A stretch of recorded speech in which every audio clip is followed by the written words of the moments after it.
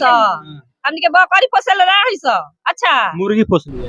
भैया लालू भैया तब बुढ़ा गवाही रे कहम त गीतो गा सकत है सो। अच्छा गा देगा। गई सो भैया हो भैया बाजी के द्वारा खाली देखे आयल बनी फोटो तो गायक बड़ा नचनिया।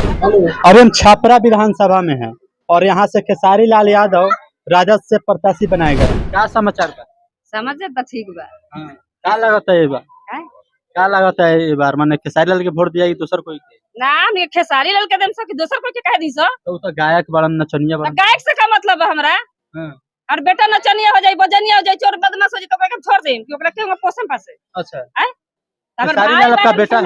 हमर भाई बहन भाई हैं। हां भाई बहन अच्छा तो उनका के तो वोट दे जरूरी बा। हैं दूसरे में कैसे दे दी वोट? खेसारी लाल को अपना मान रहे हैं आप? हां हम अपन मान ले बानी हमर भाई हम ये जवानी कौशल बानी हम। अच्छा अच्छा हमके पूरा छपरा बिहार के बा हमने के की उनके के वोट दिया। तो ये खाली देखे आयल बनी वोटो दे हम। वोट देम सो वोट दे हम देखे आयल बनी सो जितना हमर चाचा चाची भैया भाभी सब बड़ी सब कोई वोट उनके के दी। अच्छा इनके 10,000 रुपया से बेचाया नहीं खिस। अच्छा हां तो लोग कहता खाली देखेला भीड़ होता वोटवा ना दी। अरे भाई कोहे लगे का रौरा मन में हम आइल बनी कि रौरा ई केकरा तरफ से रौरा लेके आइल बनी। आय हमरा मन में तो रौरा नहीं हम आइल कि हम आज तो कहता नहीं कि खेसारी में देहे। अरे वो जे बोला मुहे चीजवा हमने देखावइले। हां देखाई हमने के कोनो फर्क नहीं के बाकी अब फिर हमने के तन मन से जैसे लोग कहेला कि तन मन धन सबसे हमके जुड़ गल बन से खेसारी भैया। हां एमे कोनो स्वागत ला कोनो गीतो तो गाम रगल गवाही रे कहम त गीतो गा सकत है सो। अच्छा गा देगा। गई सो आनल बारे शंकर लडुआ अवटल बारे दू पिया ना खेसारी हो भैया जीतावा तू जरूर पिया ना खेसारी हो भैया जीतावा तू नहीं बारे शंकर लडुआ अटल बारे पिया ना खेसारी हो भैया जीतावा तू जरूर पिया ना खेसारी हो भैया जीतावा तू जरूर अब कीरा पगरिया हो भैया बाजी के द्वारा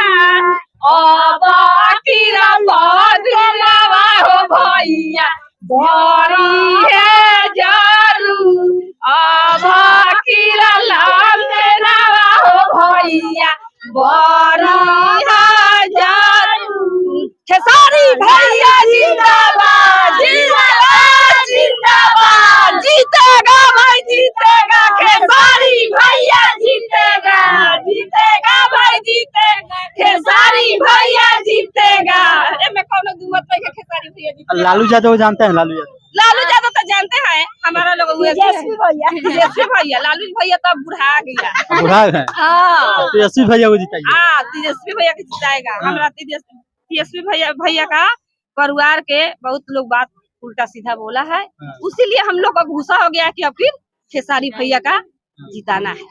हां भाजपा वाला तो बहुत विकास कर रहा है। काठी के विकास छपरा में काठी के विकास कर रहा है कुछ ना 4 किलो गहुमा के 4 किलो गहुमा सरल का गहुमा के हां चौरा के हां वे तो तैसन के भो गहुमा से अथी हो। लालू यादव जीते थे तो काम किए थे छपरा। हां पहले बार बहुत पहले बार काठी नहीं खन पहले झूठा के लोग उनका के चोरी में लगा के झूठा के फंसा देले बा खेला खेले तब ईरी में लोग चोर के झूठो के चोर बना। हां झूठा के लोग चोर बनौले बा भैया जीतियन तो सोना चांदी सा कहीं हो।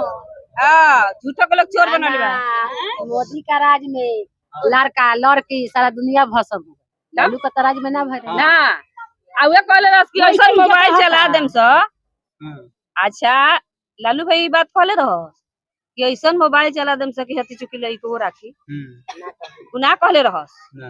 आई मोदी तो ऐसा कह देले बारन कि घरे घरे के माने इज्जत के बर्बाद कर देले लेडीज के खाली हो जाता थी है क्या बोलेला नौकरी आ जेंट्स के बैठा देता लोग कि तू सभा में बैठ ऐसे ना होई। मोदी 10,000 रुपया दे रहे हैं। 10,000 रुपया रुपया काहे कहत रहे 10,000 रुपया कोई के मिलल बा बिजनेस करेला बिजनेस बढ़ाइए के बकरी पोसेला है सो हमनी के बकरी पोसेला रही सो अच्छा मुर्गी पोस लिया मुर्गी पोसेला है सो मुर्गी वाला पोसेला ना हमनी के बुलेट पर चढ़ के घूमे रही सो हमनी के पोसेला है सो गाय पोसेला है सो हमनी के कुत्ता बकरी पोसेला ना है सो एगो भैंस हमनी के द्वार पर देखम नु 1 लाख के एगो भैंस बिया चल के देख ली 10,000 में भैंसी ना होई ना अति जितवारी होता ना कि 10,000 में बकरी होता 10,000 में हां तो का कहम नीतीश कुमार के काथे कहम का कइल बन के काथे कहम हां वो अब गइलन हवा में तब उनका कुछ अब के वैल्यू नहीं है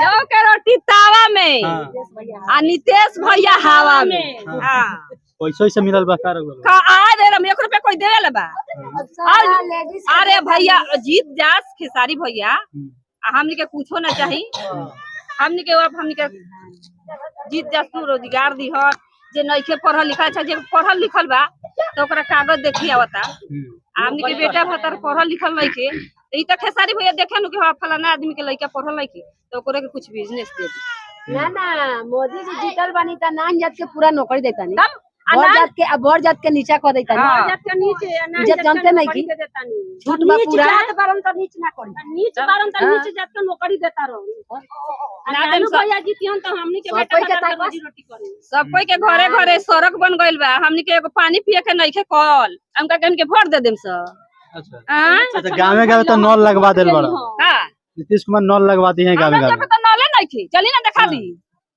हमें तो पर नले नइखे गंगा जमुना बहता हमनी के नली से गंगा जमुना बहता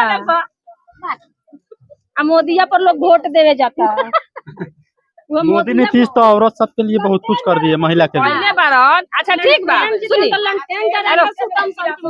सुनी भैया ठीक बा अच्छा रउरा कहनी कि महिला के देले बारन 10,000 रुपया बकरी पोसेला माल पोसेला जोन हमारा आदमी जोन 500 रुपया कमाएला बा ओकरा के कुछ देते नहीं आ हम 200 रुपया कमाएला बा त हमरा के 10,000 रुपया दे देता वो 10,000 रुपया कौ दिन हम खाए आए भैया 18 गो बेकत बा 10 गो बेकत बबुआ जे किरासनवे तेलवा ठीक रहलक ह लाइन के बिल 50,000 60,000 10,000 20,000 गिर जाता बियाज थइले नहीं थे सब ब्याज के ब्याज जोड़ाता देम कहां से लाइनो भर जाता तो ओकरा के धो के ले चलो ललटेने वाला ठीक लगा ललटेने वाला ठीक लख जे बार लो अंजोर कर लो बना लो खा लो दिया बुता लो फिर बार लो अब तो अंजोर हो गइल बाकी गांव का यावरो बर्बाद हो गइल आखिर यावरा खराब हो जाता फिर ललटेने चाहिए हां ललटेने चाहिए अब ललटेन के आवे के बा अब ललटेन के बुताई के नहीं के ललटेन अब की बुताई ना हां मोदी जी तो इतना सब कुछ दिए हैं फिर भी अब ललटेन अच्छा मोदी जी देले महंगाई कम कर दिए सरल तो लगाइए देंगे कि महंगाई अच्छा सुनी मोदी जी देले बन हमहू जानतानी त एगो बेटा बड़ होखे तो ओकरा के सब धन में हम दे दी आ उ खाली ना चलाई ह आ ओकरा चला से सारा दुनिया चली आय यारो कोई के देवे के चाहे कि उनका के देखल जाओ कि उ कैसे चलाओ करो छोटका कहां जाई हम छोटका कहां जाई हम हर दफे दौड़ाइल बन महंगाई कम भेल बा कि ना महंगाई महंगाई भइल बा भाई तेजी भइल बा एथी भइल बा 1 लाख के सोना को देनी गाड़ी के सरसों के साग रहते हम कीन के लिए बानी 100 रुपए किलो आ लालू का ज्यादा में कोई बिन के साग ना बेचत रहल कीन के हमके घरे खात कांटा सुना में दिमाग खराब बा कांटा बेचता अच्छा मोदी के राज में हां बकीर कर जाई हवा में हां तो कमल ना खिली इसमें ना खा जाई आपकी कमल फूल के देखी आपकी खेसारी के आपकी खेसारी के हमके दे देम सो आ जतने हमके साग खोट के खाम सब उतने छितनी लेखा छितरा कचनार होई कचनार हो कमल के फूल के तो एक बार तुरंत तो टूट जाई हां तो मुरझा जाई सब पैसा पर बोले चाहिए रउआ हां पैसा ले ले बानी पैसा लेनी रौरो देनी हमरा के पैसा हां पैसा ले ले बानी सर हर दफे उनका के दे दो ना तो पैसा नहीं खुले ले उनकर और से बोलबू तो पैसा नहीं खुले ले हां देखिए खेसारी का दीवानगी है और तेजस्वी यादव का दीवानगी है जो ये सब महिला है यानी बदलाव के मुंड में है ये सब चाह रही है कि तेजस्वी यादव जीते तेजस्वी यादव मुख्यमंत्री बने ताकि बिहार में बदलाव हो और बदलाव की लहर में ये लोग भी शामिल होना चाह रही है फिलहाल आप लोग क्या सोचते हैं अपनी राय कमेंट बॉक्स में जरूर दीजिए। बने रहिए हम साथ। जय हिंद।